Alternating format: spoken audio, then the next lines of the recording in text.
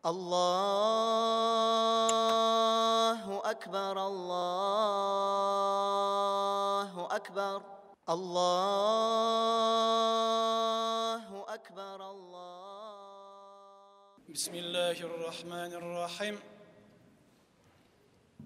الحمد لله رب العالمين والصلاة والسلام على رسوله محمد وعلى آله وصحبه أجمعين غلمنرني يقتن برقلب تربيلب تروشا بزنا أدم بالارن دنياغا كترب بزغا өзінің nimetlerin yaudırıp duruşu Rabbimiz Allah Teala'ya hamd senelerimiz, maqtavlarımız bolsa idim. Көңіл türlerimizden şıqqan salavat ham dualarımız süykli Peygamberimiz Muhammed sallallahu aleyhi ve sellem'e barıp erişse idim. Kıyaş şıqqan en hayırlı gün Cuma günü meşitke kilip Allah Teala'nın emrine buysungan Müslüman kardeşlerimle selamlayman. Esselamu aleyküm ve rahmetullahi ve berekatuh. Barşabızga Allah Teala'nın rahmetleri, bereketleri iminliğe insin. Allahu Subhanahu ve Teala kılgan hayırlı, savaplı amellerimizni kabul etip günahlarımızı kişirsin. Yakınca 100 yıl ilk 20. asırının 20. yıllarında Isır'da qaysı bir kişiler uyuşturuyorlar Liga Vremya degan bir uyuşmanı onun yetakçisi bola Platon Mikhailovich Kerzhentsev degan bir kişi hem ol özünün bir makalinde yoza bir siyest vakitinde de ol onun bilen yanaşa Amerika'dan kelgen bir jurnalist otura hem 11'ge dep planlaştırılgan siyest 2 saatga so'nga qala, boshlanmay. Boshlanu vaqti 11'ge qo'yila, saat 1 to'lgan, hali boshlanmagan. Deganda zol to'liq xalq o'tira, kötüler. Hem bu jurnalist so'ray u kishidan. Bu zalda necha kishi bor deb. Hem aytdi, anda de yaqincha bir 3,5 kishi o'tira. Ular arasında ko'pchiligi g'odiy ishchilar edi, slesarlar, to'kirlar ham boshqalar. Ular 2 saat bo'yina yetakchilarning chiqqanini kutib o'tirganlar. Ham shundan so'ng bu jurnalist tezgina sanab oladi qog'ozlarda ham aytadi, "Mana hozirda biz 2 saat ichida 7000 saat ish vaqtini yo'qotdik" deb aytadi. Chunki 3,5 kishi 2 saat bo'yina boshqa o'tirdilar. Birini foydasız, birisi işlemişe, birisi yetiştirmişe. Hem bu vakitte de, şu 2 saat içinde, bunu hatta xalq de, alar de bir iki aeroplan yaşarga ülgürler idi. Hem aytamda bu Kerzhentsev, eli ondan sonra da eli. Yılış başlanmadı, siyas başlanmadı, daha bir yortu aeroplan hatırlı biz oturduk diye. Daha bir saat oturganlar. Yani 3 saat boyuna 3,5 kişi vakitini boşqa uzırdılar. Allah Teala bergen en kadirli ibirlerini bilsin, vakitini bir seçmemişe. Tek kütüpküne alar uzdırganlar, naşundan çıkıp bu Liga Vremya degen ibir, alar o vakitte ali olaga hatluk dünyada köp kişiler vakitinin dürüst kullanı, vakitben idare etu gerekligin anlaganlar. Alar onun turunda türlü makalar yazıp, kitaplar yazganlar. Sonra indi bizning bu kunda vaqtdan idara etu termini kirdi, time management kirdi bizga. Şol indi upravlение временем, vaqtdan idara etu Hatta Müslüman bulmagan kişiler de tarih boyunca vakitni mümkün kadar faydalar o'tkazgan. Yoshlar o'tkazgan deb o'ylaganlar, fikrlaganlar. Biz Müslümanlar ise bizga rahatlik.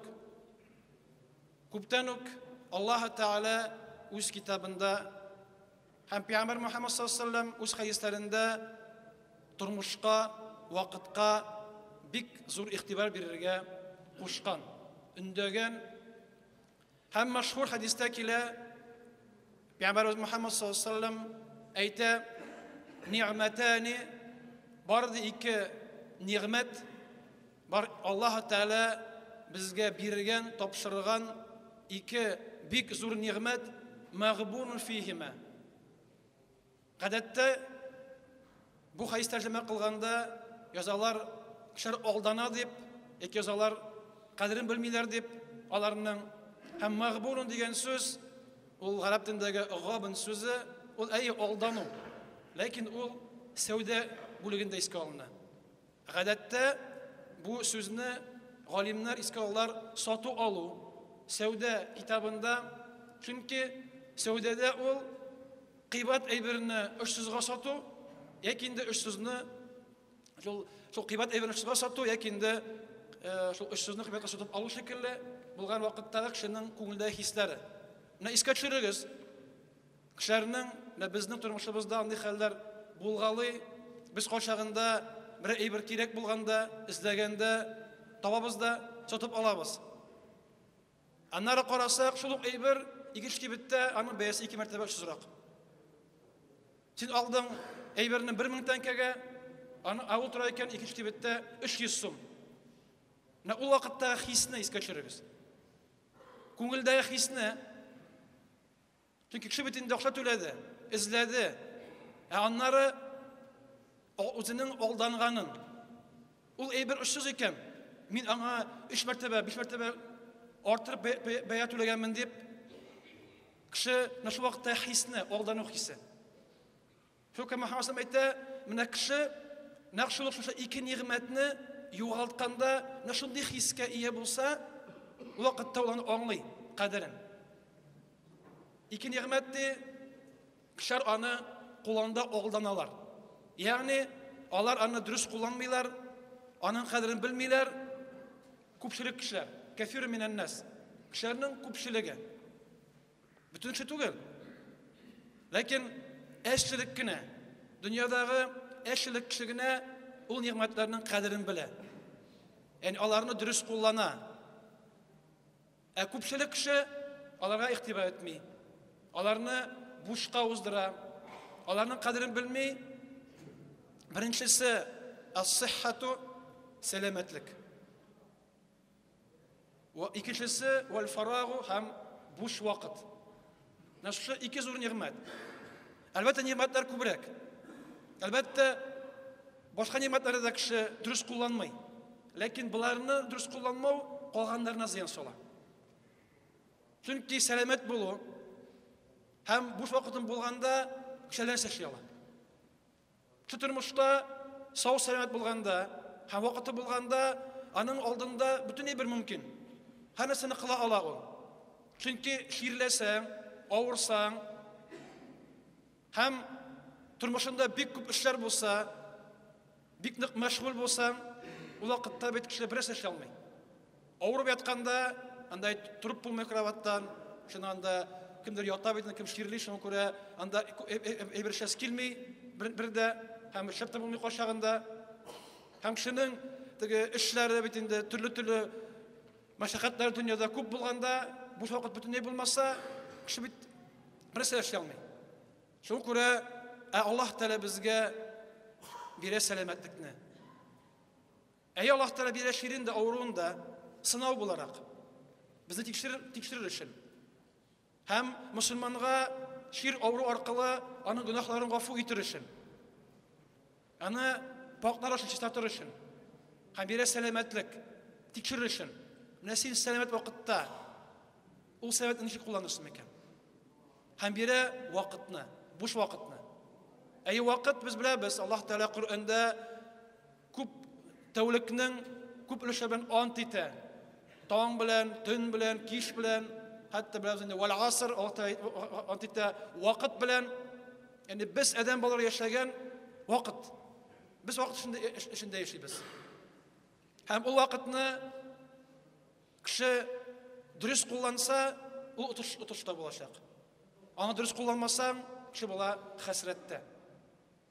Шуңа күрә дә әйткәнебезчә, хәтта мусламан булмаган кешеләр дә халыкның кешеләренең тормышта үз вакытларын бушта уздыруларын күреп, алар кешеләр үзләре файда кылсыннар дип аларга өйрәтә башладылар.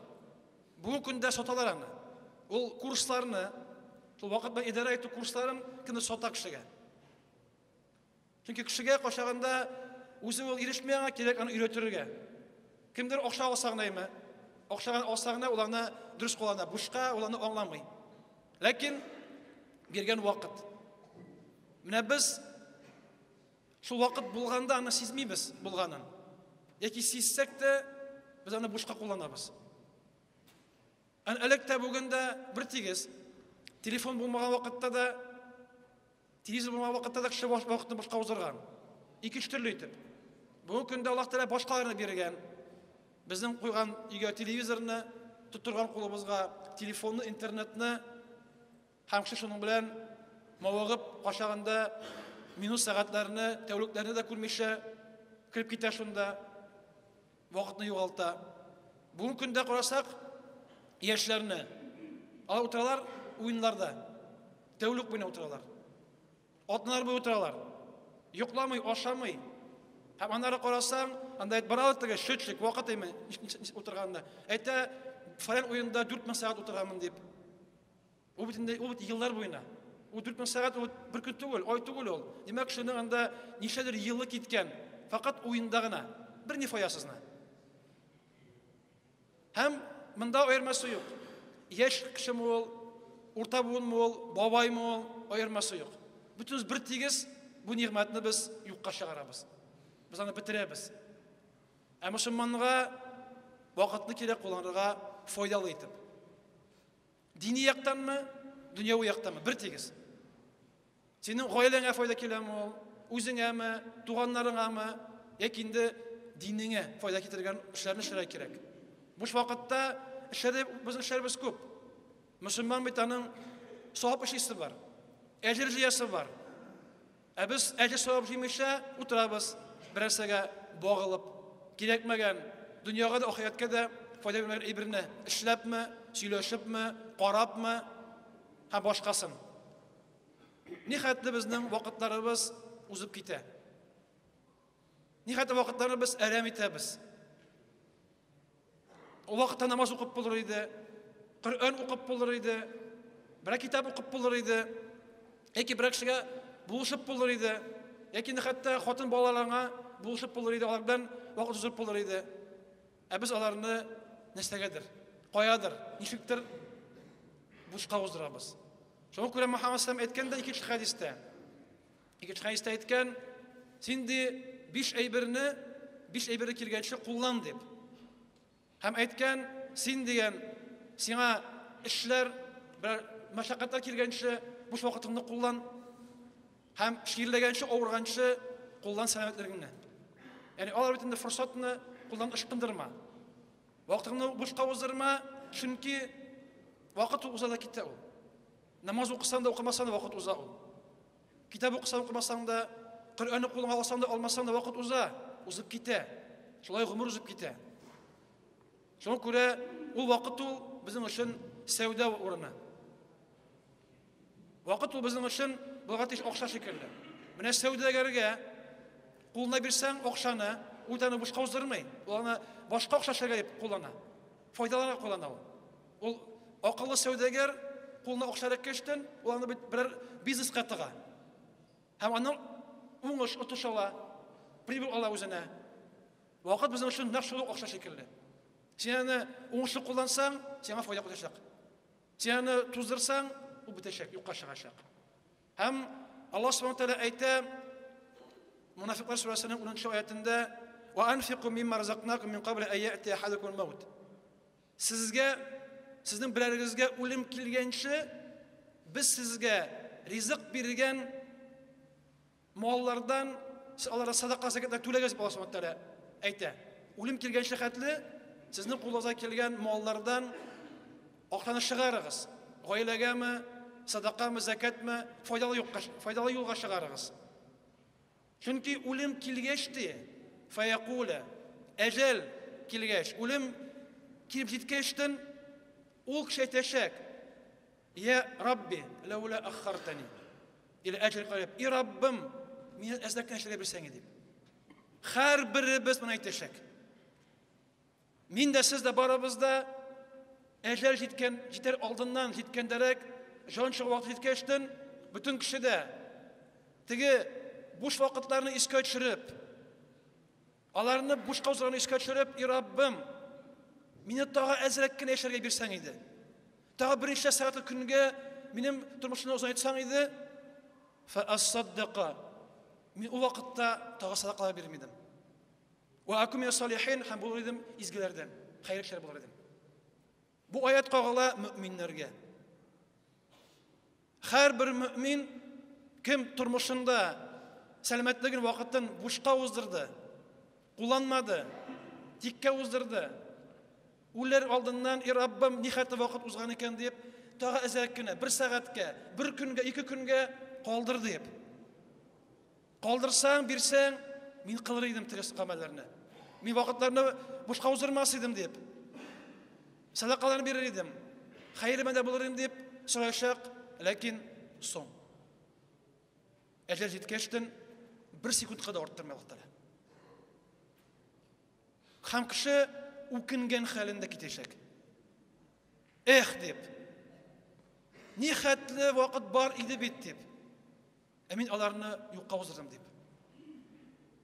Shunga ko'ra Allohdan bergan ne'matlarni biz onglik, bilik, aldanmayq. Ular oldindan oxiratda o'kinishga qolmasa edi.